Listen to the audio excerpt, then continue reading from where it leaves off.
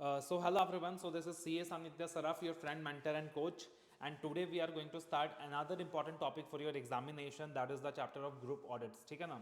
तो पुराने सिलेबस में चैप्टर का नाम हुआ करता था audit of consolidated financial statement और नए सिलेबस में इस चैप्टर का नाम है ग्रुप ऑडिट्स. ठीक है, ग्रुप ऑडिट्स.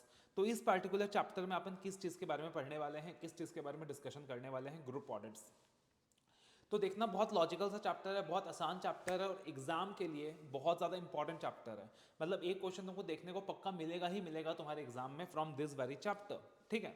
ऊपर से क्या होता है पता है, कभी कभी पता चलता है कि a chapter as big like bank audit उससे क्वेश्चन नहीं आ रहा एंड ग्रुप ऑडिट इससे क्वेश्चन आ रहा है 8 मार्क का. प्रैक्टिकली ऐसा बहुत हुआ है ओल्ड सिलेबस के अंदर भी. तो ये चैप्टर तुम समझ लो तुम्हारे एग्जाम के लिए बहुत ज़्यादा इंपॉर्टेंट है. अब इस पर्टिकुलर चैप्टर में तुम क्या पढ़ने वाले हो. तो जब हम बात करते हैं ग्रुप कंपनीज, जब हम ग्रुप के स्ट्रक्चर की बात करते हैं तो तुम्हारे दिमाग में क्या आता है सर. जब हम ग्रुप के स्ट्रक्चर की बात करते हैं सर तो तुम्हारे दिमाग में क्या आता है कि मान लो रिलायंस है तो रिलायंस की बहुत सारी सब्सिडरीज हैं, रिलायंस की बहुत सारी एसोसिएट्स हैं, रिलायंस के कुछ जॉइंट वेंचर्स भी हैं. तो ये सब मिलाकर क्या कहलाते हैं सर, ग्रुप कहलाते हैं. कि आज मान लो रिलायंस है तो रिलायंस क्या है, मान लो रिलायंस पेरेंट कंपनी है, मेन होल्डिंग कंपनी है. अब रिलायंस की बहुत सारी सब्सिडरीज भी हैं, रिलायंस की बहुत सारी एसोसिएट्स भी हैं और रिलायंस की जॉइंट वेंचर्स भी हैं और ये सब मिला के क्या कहलाता है सर, ग्रुप कहलाता है. ठीक है. अब आपको ये बात बहुत अच्छे से पता है, मुझे बताने की ज़रूरत नहीं है कि यहाँ पे अगर रिलायंस पेरेंट कंपनी है और रिलायंस की क्या है सर, बहुत सारे कंपोनेंट्स हैं. रिलायंस के क्या है, बहुत सारे कंपोनेंट्स हैं. वर्ड यूज़ करते हैं कंपोनेंट्स.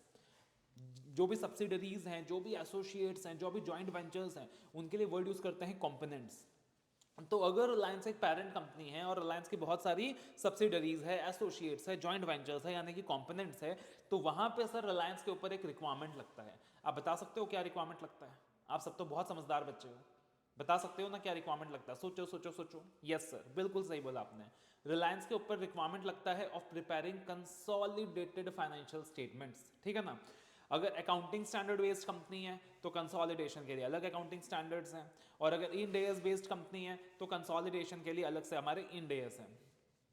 बट जो पेरेंट कंपनी रहेगा उसको क्या करना पड़ेगा, अपने फाइनेंशियल स्टेटमेंट्स को कंसोलिडेट करके दिखाना रहेगा with the financial statement of its components. तो पेरेंट कंपनी जो होगा उसको क्या करना रहेगा, अपना स्टैंड अलोन फाइनेंशियल स्टेटमेंट तो बनाना ही रहेगा, साथ में उसके जो कंपोनेंट्स हैं, अपने कंपोनेंट्स का जो फाइनेंशियल इंफॉर्मेशन है उसको भी अपने साथ इंटीग्रेट करके कंसोलिडेटेड फाइनेंशियल स्टेटमेंट प्रिपेयर करना होगा for the users of financial statement. ये बात मुझे आपको बताने की जरूरत नहीं है सर, आप मुझसे बहुत ज्यादा जानते हो. आपने अकाउंट्स में पीएचडी कर रखी है इस चीज के ऊपर, बहुत अच्छे से इंड एएस पढ़ रखा है एंड बहुत अच्छे से आपने इस पार्टिकुलर चैप्टर की अकाउंटिंग भी कर रखी है, that is consolidated financial statements. तो इस पार्टिकुलर चैप्टर में ग्रुप ऑडिट्स में अपन यही सब डिस्कस करने वाले हैं कि पार्टिकुलरली जब हम बात कर रहे हैं तो जो कंसोलिडेशन होगा, तो कंसोलिडेशन जब होगा तो ऑडिटर ने कंसोलिडेशन में क्या चेक करना है, what the auditor has to check about consolidation. Audit के प्रोसीजर, ऑडिटर के प्रोसीजर्स क्या होंगे रिगार्डिंग कंसोलिडेशन, इसलिए नाम दिया है ग्रुप ऑडिट्स. कि ग्रुप ऑडिट्स के प्रति हमारी क्या जिम्मेदारी होगी. तो आप अगर आईसीएस स्टडी मैट रेफर करोगे तो आईसीएस स्टडी मैट के अकॉर्डिंग एक तो उन्होंने ग्रुप ऑडिट वाला कंटेंट दिया है कि ऑडिटर का क्या क्या जिम्मेदारी रहेगा, प्रोसीजर्स रहेगा टुवर्ड्स द ग्रुप ऑडिट्स, और दूसरा ऐसे 600 का कंटेंट दिया है. ऐसे 600 that is using the work of other auditors. अब जो स्टैंडर्ड का कंटेंट है वो पार्टिकुलरली मैंने आपको प्रोवाइड किया हुआ है स्टैंडर्ड्स ऑफ ऑडिटिंग वाले फोल्डर में. तो स्टैंडर्ड्स ऑफ ऑडिटिंग में हमने अलग से स्टैंडर्ड्स का डिस्कशन किया है, तो ऐसे 600 का जो कंटेंट है वो अपन स्टैंडर्ड्स में पढ़ेंगे. उसके अलावा जो बाकी डिस्कशन है सर वो अपन यहां करेंगे. अब जो अपना इनिशियल लेक्चर है उसमें आपको मैं बस ब्रशअप करने वाला हूं आपके जो कॉन्सेप्ट्स थे पहले से, जो आपके इंटर के कॉन्सेप्ट्स थे कि सर ग्रुप कंपनीज क्या होती हैं, उसको ब्रशअप करने वाला हूं मैं. तो यहां पे मैं थोड़ा सा फास्ट जाने वाला हूं क्योंकि जो कॉन्सेप्ट्स आपने आता है मैं आपको खाली ब्रशअप करने वाला हूं उन कॉन्सेप्ट्स को. ठीक है जी. तो आप मेरे साथ साथ सुनोगे, समझोगे, लिखोगे. तो ग्रुप कंपनीज की बात करें तो सर नॉर्मली क्या होता है, एक ग्रुप स्ट्रक्चर क्या होता है कि अगर अपन एक कंपनी की बात करें तो उसकी एक होल्डिंग कंपनी होती है, उसकी एक सब्सिडरी कंपनीज भी हो सकती हैं, उसके एसोसिएट्स कंपनी भी हो सकते हैं, और ये पूरे स्ट्रक्चर को क्या कहलाते हैं सर, ग्रुप स्ट्रक्चर कहलाते हैं. तो होल्डिंग कंपनी का जो डेफिनेशन है वो section 2 clause 46 of companies act 2013 में दिया हुआ है. सब्सिडरी कंपनी का जो डेफिनेशन है वो section 2 clause 87 of companies act 2013 में दिया हुआ है. और एसोसिएट कंपनी का जो डेफिनेशन है वो section 2 clause 6 of companies act 2013 में दिया हुआ है. ठीक है. तो कंपनी की कुल मिलाकर होल्डिंग हो सकती है, सब्सिडरीज हो सकती हैं, एसोसिएट्स हो सकती हैं. और होल्डिंग के लिए जो उसका सबसी होगा, जो उसका एसोसिएट होगा, जो जॉइंट वेंचर होगा, उनको कंपोनेंट्स बोलेंगे हम। क्या बोलेंगे सर? कंपोनेंट्स बोलेंगे हम। अब सर होल्डिंग कंपनी का क्या मतलब होता है, सब्सिडरी कंपनी का क्या मतलब होता है, और एसोसिएट का क्या मतलब होता है, ये बातें आप इंटर में बहुत अच्छे से पढ़ के आए हो, बट एक बार आपके साथ में ब्रशअप जरूर करूंगा इस चीज को। अब देखना, अल्टीमेटली जो पेरेंट कंपनी है, जिसको हम बोलते हैं फादर कंपनी, पेरेंट कंपनी एक फादर की भूमिका निभाता है। जैसे हमारे घर में फादर होते हैं ना, जो अपने बच्चों का ध्यान रखते हैं, तो पेरेंट कंपनी अल्टीमेटली फादर की भूमिका निभाता है। तो पेरेंट कंपनी को क्या करना है सर? उसके जितने भी कंपोनेंट्स हैं, चाहे सब्सिडरी हो, चाहे एसोसिएट्स हो, चाहे जॉइंट वेंचर हो, उन सब के फाइनेंशियल स्टेटमेंट्स को अपने साथ कंसोलिडेट करके दिखाना है और कंसोलिडेटेड फाइनेंशियल स्टेटमेंट्स प्रिपेयर करना है। और कंसोलिडेशन कैसे होता है ये मुझसे बेहतर आप जानते हो, ठीक है। अब सब्सिडरीज में अगर हम बात करें, तो इफ यू रिमेंबर, एक पार्टली ओन्ड सब्सिडी होता था, एक होली ओन्ड सब्सिडी होता था। होली ओन्ड सब्सिडी मतलब क्या होता था सर? कि होल्डिंग कंपनी का 100% कंट्रोल है सब्सिडरी में।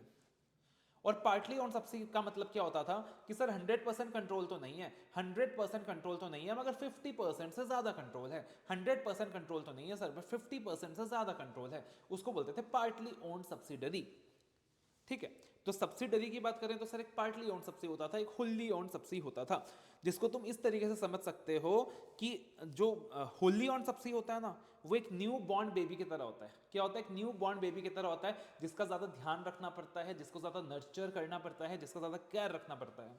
और अगर हम बात करें पार्टली ओन्ड सब्सिडरीज की, तो वो ग्रोन अप बेबी की तरह होता है। इसलिए आप लॉ में देखोगे कि जो होली ऑन सब्सिडीज हैं, उनके रिगार्डिंग लॉ में बहुत सारे एग्जाम्पशंस दिए हुए हैं, जबकि पार्टली ऑन सब्सिडी के केस में कंपैरेटिवली उतने एग्जाम्पशंस नहीं दिए हुए, जबकि होली ऑन सब्सिडी के लिए लॉ में बहुत सारे एग्जाम्पशंस दिए हुए हैं, क्योंकि वो एक न्यू बॉर्न बेबी की तरह है। होल्डिंग कंपनी का 100% कंट्रोल उस सब्सिडी में है, तो कहीं ना कहीं होल्डिंग कंपनी को वैसे सब्सिडी कंपनी का ज्यादा ध्यान रखना पड़ेगा, ठीक है जी। अब एसोसिएट क्या हो गया? एसोसिएट पोता हो गया। रिश्ता तो है, बहुत क्लोज रिश्ता है, बट बेटे से थोड़ा कम है, पोता, ग्रैंडसन। क्या हो गया? वो ग्रैंडसन हो गया। जैसे सब्सिडरी का डेफिनेशन क्या देखते थे? अब याद करो, सब्सिडरी का डेफिनेशन क्या देखते थे, होल्डिंग सब्सिडी का डेफिनेशन क्या देखते थे, याद करो अपने बचपन वाले दिन। कि अगर मैं मान लो होल्डिंग कंपनी हूं, मैं होल्डिंग कंपनी हूं, ठीक है ना, और दूसरी कंपनी मेरी सब्सिडरी है। मैं होल्डिंग कंपनी हूं तो दूसरी कंपनी मेरी सब्सिडरी है, तो मैं कंट्रोल करूंगा या तो composition of board of directors of the other company, मैं कंट्रोल करूंगा या तो composition of board of directors of the other company, कि दूसरे कंपनी का जो बोर्ड ऑफ डायरेक्टर्स है, ज्यादातर बोर्ड ऑफ डायरेक्टर्स को मैंने अपॉइंट किया है, ज्यादातर बोर्ड ऑफ डायरेक्टर्स को मैंने अपॉइंट किया है, या ज्यादातर बोर्ड ऑफ डायरेक्टर्स में जो डायरेक्टर्स हैं उनको अपॉइंट करने का पावर मेरे पास है, या रिमूव करने का पावर मेरे पास है। तो अगर मैं क्या करता हूं सर, दूसरी कंपनी का composition of board of directors control करता हूं, या फिर मैं composition of board of directors control नहीं करता, बट मैं 50% से ज्यादा शेयर होल्ड करता हूं दूसरी कंपनी की, तो वो कंपनी कहलाती है मेरी सब्सिडरी कंपनी, और मैं कहलाता हूं उसका होल्डिंग कंपनी। ऐसा डेफिनेशन अपन ने सी इंटर में देखा था बचपन के दिनों में। क्या डेफिनेशन देखा था सर? कि अगर मैं कंट्रोल करता हूं composition of board of directors of the other company, control the composition of board of directors का मतलब क्या हो गया सर? कि दूसरी कंपनी के ज्यादातर बोर्ड ऑफ डायरेक्टर्स के जो मेंबर्स हैं वो मेरी मर्जी के अकॉर्डिंग एक्ट करते हैं, उनको अपॉइंट करने का पावर मेरे पास है, या उनको रिमूव करने का पावर मेरे पास है। या फिर मैं कंट्रोल तो नहीं करता composition of board of directors, but मैं क्या करता हूं, मैं 50% से ज्यादा शेयर होल्ड करता हूं दूसरी कंपनी में, तो वो कहलाती है मेरी सब्सिडरी, और मैं कहलाता हूं उसका होल्डिंग। Okay sir. उसके बाद एसोसिएट का डेफिनेशन क्या था सर? थोड़ा याद दिलाइए ना, एसोसिएट का याद नहीं आ रहा सर। तो एसोसिएट का कॉन्सेप्ट क्या था? एसोसिएट का कॉन्सेप्ट ये था कि सर अगर मैं एक कंपनी हूं और अगर मैं सामने वाले कंपनी का 20% या 20% से ज्यादा वोटिंग राइट होल्ड करता हूं, अगर मैं सामने वाली कंपनी का 20% या 20% से ज्यादा वोटिंग राइट होल्ड करता हूं, मगर 50% से कम करता हूं, क्योंकि 50% से कम क्यों करता हूं? क्योंकि अगर 50% या उससे ज्यादा किया तब तो होल्डिंग सब्सिडी का रिलेशन बन जाएगा। तो अगर मैं एक कंपनी हूं और मैं सामने वाले कंपनी का 20% या 20% से ज्यादा कंट्रोल होल्ड करता हूं, ज्यादा वोटिंग राइट एक्सरसाइज करता हूं, तो इन दैट सिचुएशन वो कंपनी बन जाएगी मेरी एसोसिएट कंपनी, वो कंपनी बन जाएगी मेरी एसोसिएट कंपनी। अब यहां ये मत बोलना मैं बन जाऊंगा उसका होल्डिंग, ठीक है। तो वो बन जाएगी मेरी एसोसिएट कंपनी। वो क्या बन जाएगी सर? मेरा एसोसिएट कंपनी। तो पहला कंडीशन है एसोसिएट का कि मैं क्या कर रहा हूं, सामने वाले कंपनी का 20% या उससे ज्यादा वोटिंग पावर कंट्रोल कर रहा हूं, वोटिंग पावर होल्ड करता हूं मैं, ठीक है। या फिर मैं सामने वाली कंपनी का शेयर तो होल्ड नहीं करता, लेकिन जो भी कंपनी में इंपॉर्टेंट डिसीजंस होते हैं, इंपॉर्टेंट एग्रीमेंट्स होते हैं, उनको इन्फ्लुएंस करने की मैं क्षमता रखता हूं। तो मैं क्या करता हूं सर? सामने वाले कंपनी का जो भी इंपॉर्टेंट डिसीजन मेकिंग होता है उसको इन्फ्लुएंस करने की क्षमता रखता हूं। तो सब्सिडरी और होल्डिंग रिलेशन में क्या था? सब्सिडरी होल्डिंग रिलेशन में तो ये था कि भैया मैं सामने वाली कंपनी का 50% या 50% से ज्यादा शेयर होल्ड करता हूं, या फिर मैं कंट्रोल करता हूं कॉम्पोजिशन ऑफ बीओडी, जो बहुत बड़ी बात है। अब एसोसिएट में ये दोनों चीजें नहीं है, ना मैं 50% शेयर होल्ड करता हूं और ना ही मैं सामने वाले का बीओडी का कॉम्पोजिशन कंट्रोल करता हूं, मगर रिश्ता तो है और बहुत क्लोज रिश्ता है, मगर होल्डिंग सबसे से कम है। और ये रिश्ता क्या है कि मैं सामने वाली कंपनी का 20% शेयर होल्ड करता हूं या ज्यादा होल्ड करता हूं, 20% वोटिंग राइट्स रखता हूं, या फिर मैं सामने वाली कंपनी के बिजनेस डिसीजंस को इन्फ्लुएंस करता हूं, ठीक है। और जॉइंट वेंचर मतलब अपना जब एक एग्रीमेंट है, और जो भी एसोसिएट्स होते हैं ना दैट इंक्लूड्स जॉइंट वेंचर, जो भी एसोसिएट्स होते हैं ना that includes joint venture as well, जो भी एसोसिएट्स होते हैं that includes joint venture as well, ठीक है जी। तो अगर हम बात करें एक पेरेंट कंपनी की, जब भी कंपोनेंट्स होंगी, सब्सिडरी होगा, एसोसिएट होगा, जॉइंट वेंचर होगा, तो वो प्रिपेयर करेगा कंसोलिडेटेड फाइनेंशियल स्टेटमेंट। वो स्टैंड अलोन फाइनेंशियल स्टेटमेंट तो प्रिपेयर करेगा ही करेगा, खुद के स्टैंड अलोन फाइनेंशियल स्टेटमेंट्स तो प्रिपेयर करेगा ही करेगा, वो साथ में प्रिपेयर करेगा सर कंसोलिडेटेड फाइनेंशियल स्टेटमेंट। और कंसोलिडेटेड फाइनेंशियल स्टेटमेंट में क्या क्या आएगा सर? कंसोलिडेटेड बैलेंस शीट आएगा, कंसोलिडेटेड P&L आएगा, कंसोलिडेटेड कैश फ्लो स्टेटमेंट आएगा, and consolidated notes to account आएगा। तो ये सारा कुछ कंसोलिडेटेड फाइनेंशियल स्टेटमेंट में आएगा। Consolidated balance sheet, consolidated profit and loss, consolidated cash flow statement and consolidated notes to accounts, ठीक है जी। तो देखना सर, जो होल्डिंग सबसे का रिलेशनशिप होता है वो कुछ इस प्रकार का होता है। होल्डिंग कंपनी जो कि डिफाइंड है under section 2 clause 46 of companies act, subsidiary company जो कि डिफाइंड है under section 2 clause 87 of companies act. कि मान लीजिए एबीसी कंपनी है पेरेंट कंपनी और डीईएफ लिमिटेड है उसकी सब्सिडरी, एबीसी लिमिटेड है पेरेंट कंपनी, डीईएफ लिमिटेड है उसकी सब्सिडरी। तो यहाँ पे एबीसी लिमिटेड क्या कर रही है सर? एक्सरसाइज कर रही है या होल्ड कर रही है मोर देन 50%, एक्सरसाइज कर रही है या होल्ड कर रही है more than 50% of the control of DEF, right.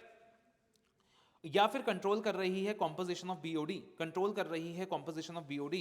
और कंट्रोलिंग कॉम्पोजिशन ऑफ बीओडी का मतलब क्या होता है? Power to appoint oblique remove majority of directors, power to appoint oblique remove majority of directors, ठीक है। अब यहां पे मैंने एक शब्द यूज किया है डी फैक्टो कंट्रोल, यहां पे मैंने एक शब्द यूज किया है de facto control. De facto control आपको ध्यान रखना है कि सर डी फैक्टो कंट्रोल को भी कंसिडर करना है। डी फैक्टो कंट्रोल मतलब इनडायरेक्ट कंट्रोल को भी कंसिडर करना है। हो सकता है सामने से, हो सकता है सामने से in the books, in the books मेरी कंपनी सामने वाले कंपनी के बीओडी के कॉम्पोजिशन को कंट्रोल नहीं करता, मगर पीछे से इनडायरेक्टली मैं क्या करता हूं, मेरी कंपनी क्या करती है? सामने वाले कंपनी के बीओडी के कॉम्पोजिशन को कंट्रोल करती है, सामने वाले डायरेक्टर्स को कंट्रोल करती है। तो इसको बोलते हैं डी फैक्टो कंट्रोल, इसको बोलते हैं इनडायरेक्ट कंट्रोल, ठीक है ना। कि एक इनडायरेक्ट कैपेसिटी में कंट्रोल करना, सामने से जनरल दुनिया को विजिबल नहीं है कि मैं कंट्रोल करता हूं, बट मैं इन रियलिटी कंट्रोल कर रहा हूं। तो होल्डिंग सब्सिडी का ये रिलेशनशिप है, ठीक है जी, होल्डिंग सब्सिडी का ये रिलेशनशिप है।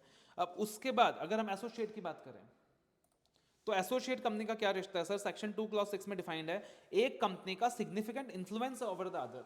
यहां पे जो वर्ड यूज किया गया है, एक कंपनी का सिग्निफिकेंट इन्फ्लुएंस है ओवर द अदर। तो एक वर्ड यूज किया हुआ है कंट्रोल, दूसरा वर्ड यूज किया हुआ है सिग्निफिकेंट इन्फ्लुएंस। कि या तो मेरा कंट्रोल है तुम्हारे ऊपर या तो मेरा सिग्निफिकेंट इन्फ्लुएंस है तुम्हारे ऊपर। कंट्रोल मतलब होल्डिंग सबसे रिलेशनशिप और सिग्निफिकेंट इन्फ्लुएंस मतलब एसोसिएट रिलेशनशिप। अब सिग्निफिकेंट इन्फ्लुएंस का मतलब क्या होता है सर? या तो मैं कंट्रोल कर रहा हूं at least 20% voting power, but logical सी चीज है सर कि वो वहां पे 50% तक ही होगी मैक्सिमम।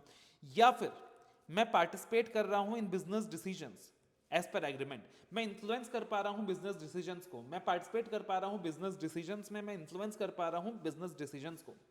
तो इन दैट सिचुएशन हो सकता है होल्डिंग सबसे रिश्ता क्यों ना हो, बट वो एसोसिएट का रिश्ता बन जाएगा, ठीक है। अब सर पेरेंट कंपनी की क्या जिम्मेदारी है, कंपोनेंट की क्या जिम्मेदारी है? बताना। जो पेरेंट कंपनी है सर वो अपना स्टैंड अलोन फाइनेंशियल स्टेटमेंट्स तो प्रिपेयर करेगा ही करेगा, वो साथ ही साथ सीएफएस प्रिपेयर करेगा, कंसोलिडेटेड फाइनेंशियल स्टेटमेंट्स प्रिपेयर करेगा, ठीक है। तो वो अपना स्टैंड अलोन फाइनेंशियल स्टेटमेंट्स तो प्रिपेयर करेगा ही करेगा, वो साथ ही साथ सीएफएस प्रिपेयर करेगा, कंसोलिडेटेड फाइनेंशियल स्टेटमेंट्स प्रिपेयर करेगा। और कंसोलिडेशन कैसे होगा सर? शेड्यूल 3 के हिसाब से होगा, कंसोलिडेशन शेड्यूल 3 के हिसाब से होगा। अगर अकाउंटिंग स्टैंडर्ड बेस्ड कंपनी है तो कंसोलिडेशन AS 21 या 23 के हिसाब से होगा, और अगर इंड AS बेस्ड कंपनी है तो कंसोलिडेशन इंड एएस 110 या 103 के हिसाब से होगा। ये सारी चीजें आपको पता होनी चाहिए, और रादर आई विल से आपको यहाँ पे एएस का नॉलेज भी होना चाहिए।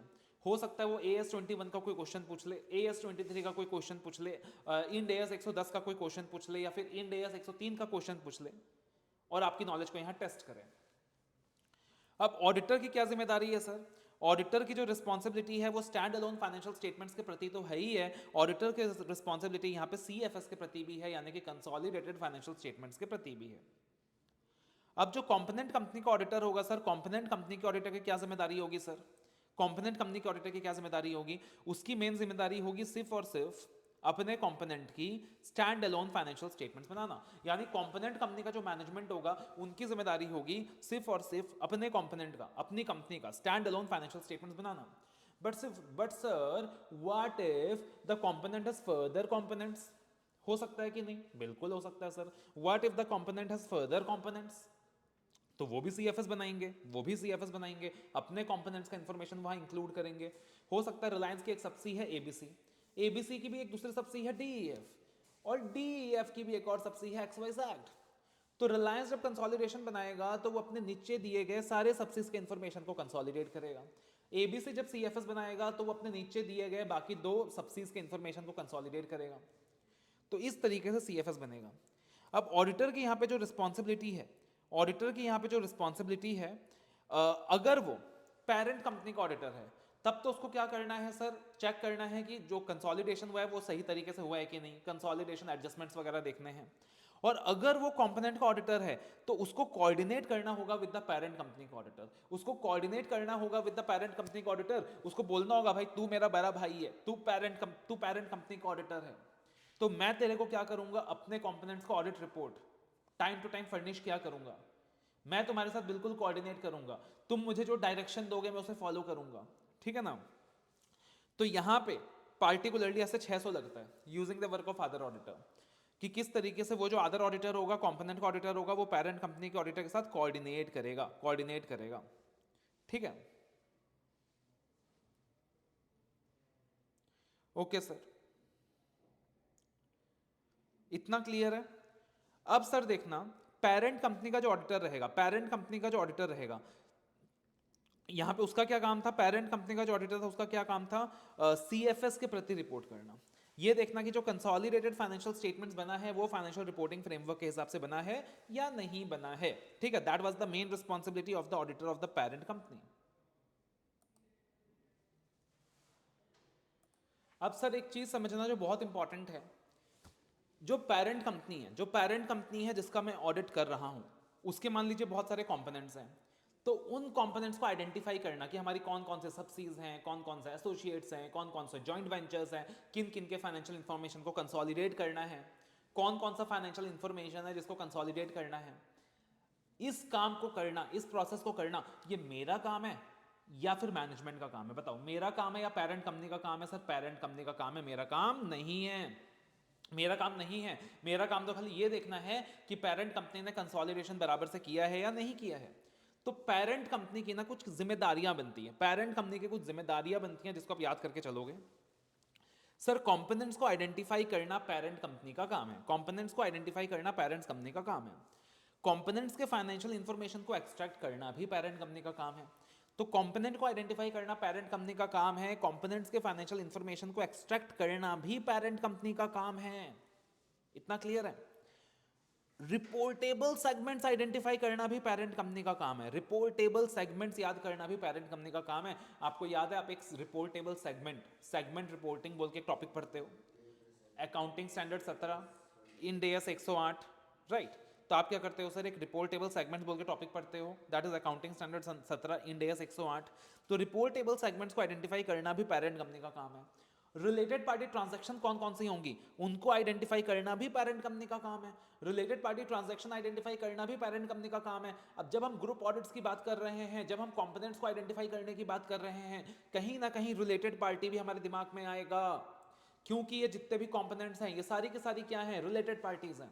ये जितनी भी कंपोनेंट्स हैं सारी के सारी रिलेटेड पार्टीज हैं। तो रिलेटेड पार्टी ट्रांजैक्शंस को आइडेंटिफाई करना भी पेरेंट कंपनी का काम है।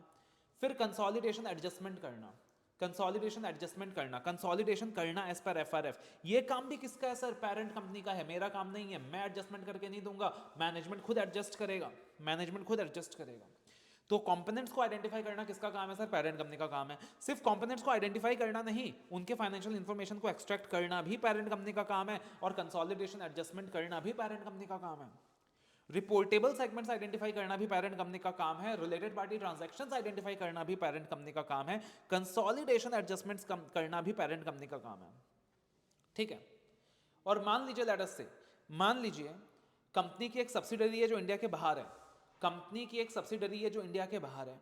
अब कंपनी की एक सब्सिडरी है जो युगांडा में है, इंडिया के बाहर है, विदेश में है। तो अब एक दिक्कत क्या आएगी सर?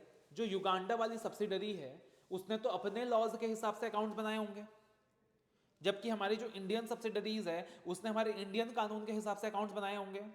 तो कंसोलिडेशन के वक्त दिक्कत आएगा कि नहीं आएगा सर? डेफिनेटली दिक्कत आएगा। तो युगांडा वाली जो कंपनी है उनके अकाउंट्स को कन्वर्ट करना होता है, उनके अकाउंट्स को भी इंडियन फ्रेमवर्क के हिसाब से बनाना होता है और फिर कंसोलिडेट करना होता है। तो युगांडा वाली जो कंपनी है उसके अकाउंट्स को भी क्या करना रहेगा? कन्वर्ट करना रहेगा इंडियन फ्रेमवर्क के हिसाब से और फिर कंसोलिडेट करना रहेगा। इसको बोलते हैं गैप कन्वर्जन। ये भी पेरेंट कंपनी का ही काम है। तो पेरेंट कंपनी की क्या क्या जिम्मेदारियां हैं ये भी दिमाग में रख लो। तुमने ये समझा कि पेरेंट कंपनी के ऑडिटर का क्या काम है, तो ये भी समझ लो कि पेरेंट कंपनी का क्या क्या काम है। कंपोनेंट्स को आइडेंटिफाई करना पेरेंट कंपनी का काम है, इनके फाइनेंशियल इंफॉर्मेशन को एक्सट्रैक्ट करना पेरेंट कंपनी का काम है, रिपोर्टेबल सेगमेंट्स आइडेंटिफाई करना भी पेरेंट कंपनी का काम है, रिलेटेड पार्टी ट्रांजैक्शंस आइडेंटिफाई करना भी पेरेंट कंपनी का काम है, कंसोलिडेशन एडजस्टमेंट्स करना पेरेंट कंपनी का काम है, और गैप कन्वर्जन भी पेरेंट कंपनी का ही काम है। ओके सर, तो हम आइडेंटिफाई क्या करेंगे? कंपोनेंट्स आइडेंटिफाई करेंगे, हम रिपोर्टेबल सेगमेंट्स आइडेंटिफाई करेंगे, हम रिलेटेड पार्टी ट्रांजैक्शंस आइडेंटिफाई करेंगे। हम यानी कि मैनेजमेंट एक्सट्रैक्ट क्या करेगा? Financial information of component extract करेगा। और मैनेजमेंट कौन सा एडजस्टमेंट्स करेगा? कंसोलिडेशन एडजस्टमेंट्स करेगा, फाइनली गैप कन्वर्जन करेगा। ये सारा पेरेंट कंपनी का ऑडिटर का काम है, ये सारा पेरेंट कंपनी का ऑडिटर का काम है। ये कॉन्सेप्ट भी क्लियर है? अब देखना सर, जब मैं एज ए पेरेंट कंपनी का ऑडिटर,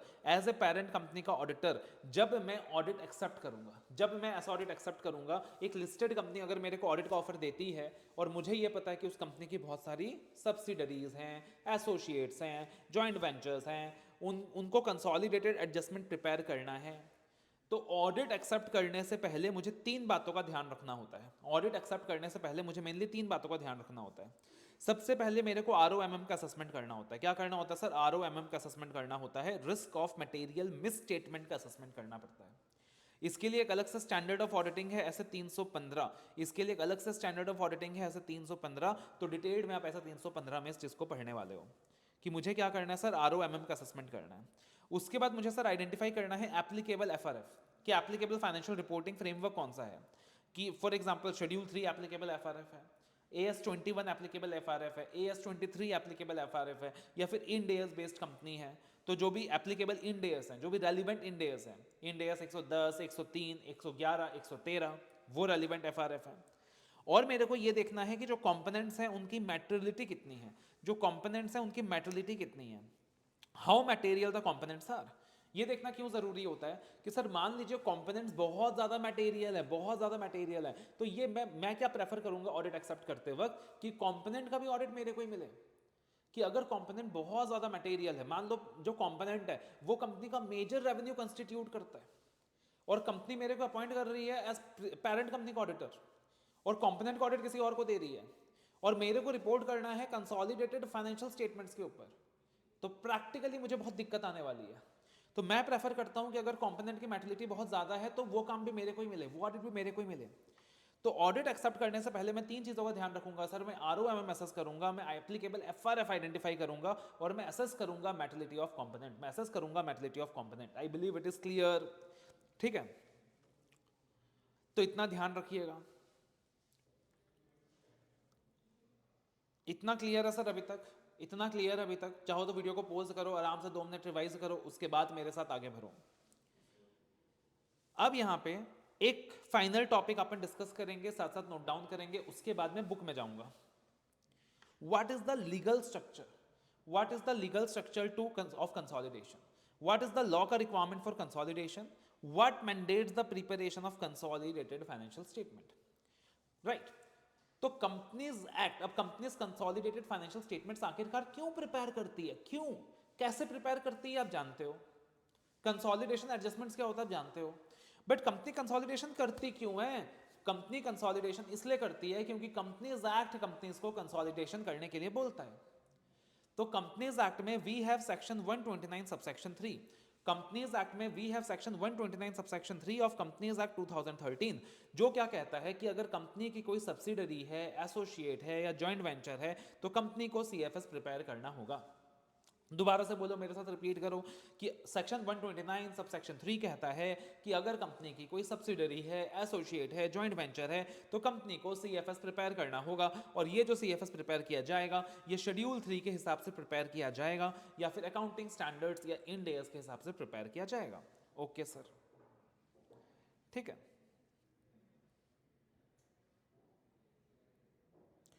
और अगर मान लीजिए, यहां पे एक पॉइंट और ध्यान रखिएगा जो कहा गया है कि मान लीजिए अगर अकाउंटिंग स्टैंडर्ड के तहत, अगर अकाउंटिंग स्टैंडर्ड के तहत सीएफएस प्रिपेयर करने से एग्जम्पशन दिया हुआ है, जैसे if you remember accounting standard में AS 21 में देयर आर सर्टेन सिनेरियोज जहां एग्जम्पशन दिया हुआ है कि यार पेरेंट कंपनी को सीएफएस बनाने की जरूरत ही नहीं है, अगर टेम्पररी कंट्रोल है, याद है टेम्पररी कंट्रोल है, तो वहां पे एग्जम्पशन दिया हुआ है कि पेरेंट कंपनी को सीएफएस बनाने की जरूरत ही नहीं है। तो सेक्शन में लिखा हुआ है वहां पे कि if preparation of CFS is exempt as of requirement of accounting standards, disclosure requirement of schedule 3 is to be complied, तब भी कंपनी को शेड्यूल 3 की डिस्क्लोजर रिक्वायरमेंट कंप्लाई करनी होगी, कंपनी पूरी तरीके से कंसोलिडेशन की रिक्वायरमेंट से बच नहीं सकता। तो अगर अकाउंटिंग स्टैंडर्ड एग्जम्पशन देता भी है फ्रॉम प्रिपरेशन ऑफ सीएफएस, तब भी कंपनी को शेड्यूल 3 के रिक्वायरमेंट तो फॉलो करनी ही होंगी। ओके सर, तो क्या बोला मैंने, साथ साथ रिपीट करो, नोट डाउन करो। सेक्शन 129 सबसेक्शन 3 जो बोलता है कंपनी का अगर सब्सिडरी है, एसोसिएट है, जॉइंट वेंचर है तो कंपनी को सीएफएस बनाना है। पहली बात, सीएफएस कैसे बनेगा, शेड्यूल 3 के हिसाब से बनेगा या फिर अकाउंटिंग स्टैंडर्ड्स के हिसाब से बनेगा, इंड एएस बेस्ड कंपनी है तो इंड एएस फॉलो करके बनेगा। और यदि सीएफएस के प्रिपरेशन को एग्जम्पशन दिया गया है बाय द अकाउंटिंग स्टैंडर्ड्स, तब भी शेड्यूल 3 की डिस्क्लोजर रिक्वायरमेंट्स तो पूरी करनी ही होंगी। ओके सर, अब यहां पे एक बहुत इंपॉर्टेंट टॉपिक आता है, सेक्शन 129 सब सेक्शन 3 सबसे पहले तो क्या करता है sir, mandatory requirement lay down करता है कि कंसोलिडेशन आपने कब कब करनी है। उसके बाद सेक्शन 129 सब सेक्शन 3 कुछ एग्जम्पशंस भी देता है कंसोलिडेटेड फाइनेंशियल स्टेटमेंट से। तो you also need to know कि कंपनीज एक्ट में क्या क्या एग्जम्पशन दिया हुआ है from CFS, you also need to know कि अकाउंटिंग स्टैंडर्ड में क्या क्या एग्जम्पशन दिया हुआ है from CFS, and you also need to know कि इंड एएस में क्या क्या एग्जम्पशन दिया हुआ है फ्रॉम सीएफएस। अकाउंटिंग स्टैंडर्ड में क्या एग्जम्पशन दिया हुआ है यू ऑलरेडी नो, साथ साथ रिवाइज करेंगे बस। इंड एएस में क्या क्या एग्जम्पशन है that also you already know, साथ साथ रिवाइज करेंगे बस। मेनली अपने को क्या देखना है सर, मेनली अपने को देखना है कंपनीज एक्ट का एग्जम्पशन। तो एग्जम्पशंस फ्रॉम सीएफएस, तो कंपनीज एक्ट में rule 6 of section, rule 6 in section 129, इसके अंदर एग्जम्पशन दिया हुआ है फ्रॉम सीएफएस। अकाउंटिंग स्टैंडर्ड्स की बात करें सर तो पैरा 11 ऑफ AS1 यहां एग्जम्पशन दिया हुआ फ्रॉम सीएफएस, और इंड एएस की बात करें सर तो पैरा 31 ऑफ इंड एएस 110 यहां एग्जम्पशन दिया हुआ है फ्रॉम सीएफएस। याद कर लीजिए, बहुत इंपॉर्टेंट है, रूल्स नंबर याद कर लीजिए, पैरा नंबर याद कर लीजिए। तो कंपनीज एक्ट की बात करें तो रूल 6 ऑफ सेक्शन 129 एग्जम्पशन देता है फ्रॉम सीएफएस। अकाउंटिंग स्टैंडर्ड की बात करें तो पैरा 11 ऑफ AS1 एग्जम्पशन देता है from CFS, and Ind AS की बात करें तो para 31 of Ind AS 110 exemption देता है फ्रॉम सीएफएस। अब कंपनीज एक्ट का क्या एग्जम्पशन है सर, ध्यान से सुनना, बहुत लॉजिकल है, बहुत सिंपल है।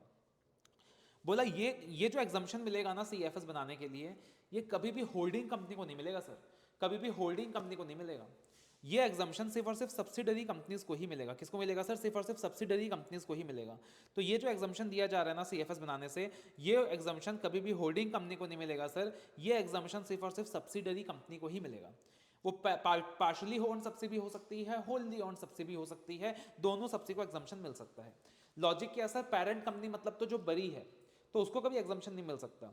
जो सब्सिडरीज है एग्जम्पशन सब्सिडरीज को ही मिलेगा।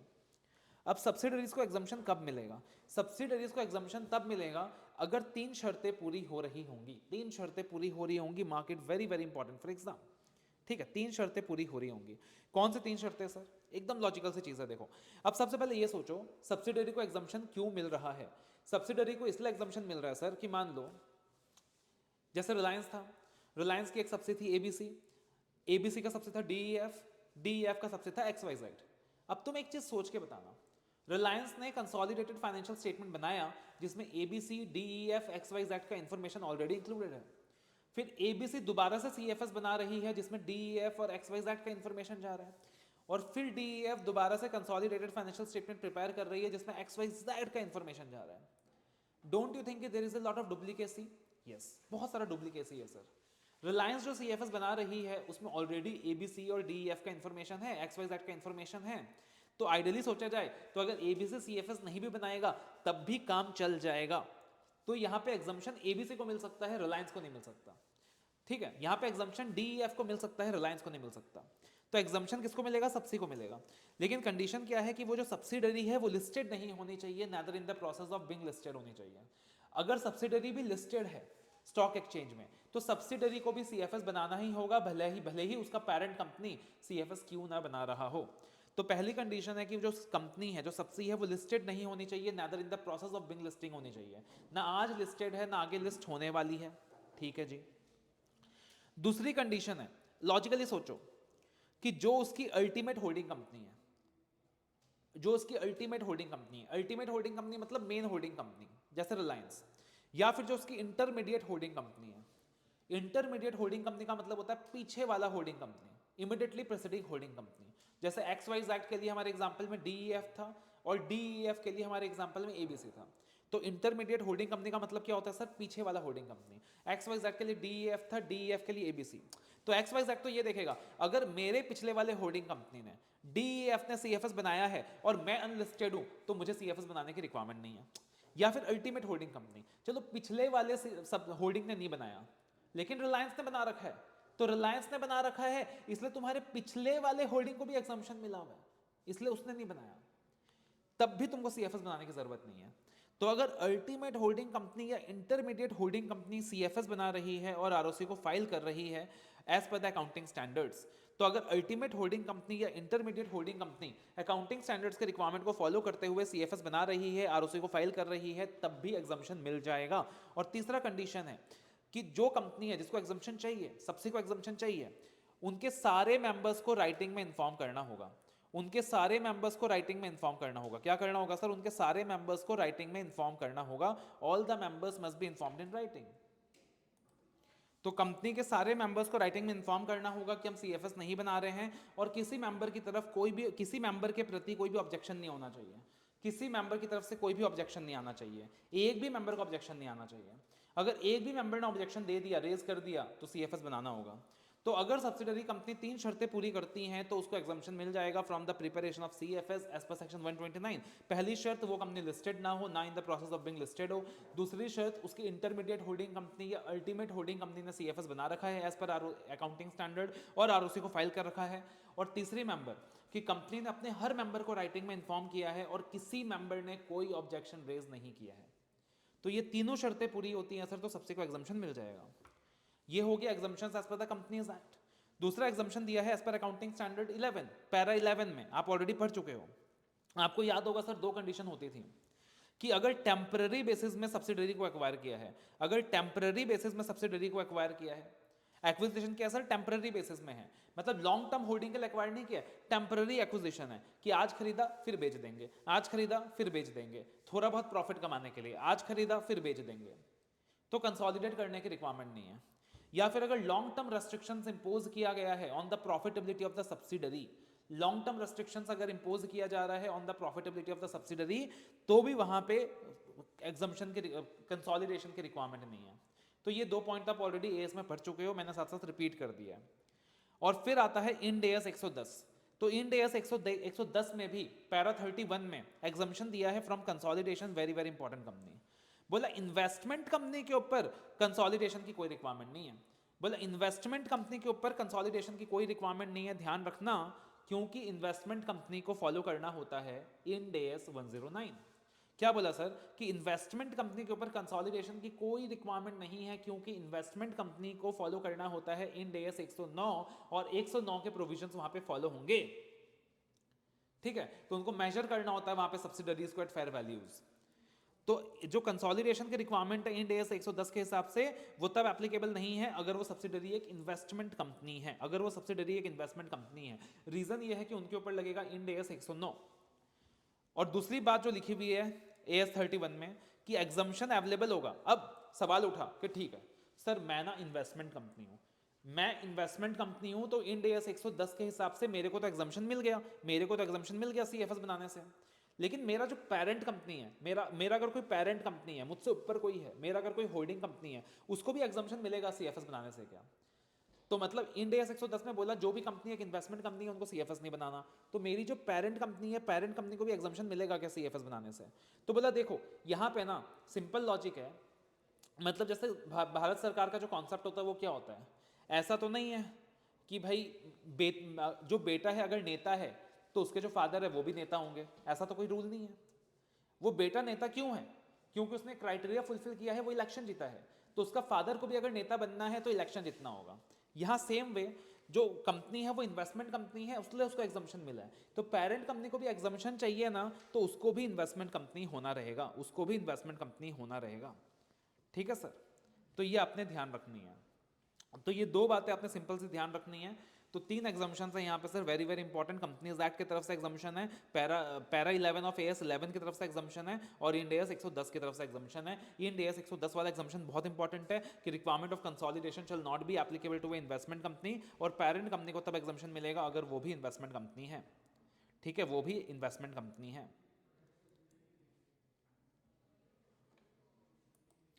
तो सर अभी तक जितनी भी चीज़ें करी है ना, एक बार बढ़िया से रिवाइज करो, अच्छे से रिवाइज करो, उसके साथ उसके बाद अपन क्या करेंगे सर, आगे बढ़ेंगे इस चैप्टर में।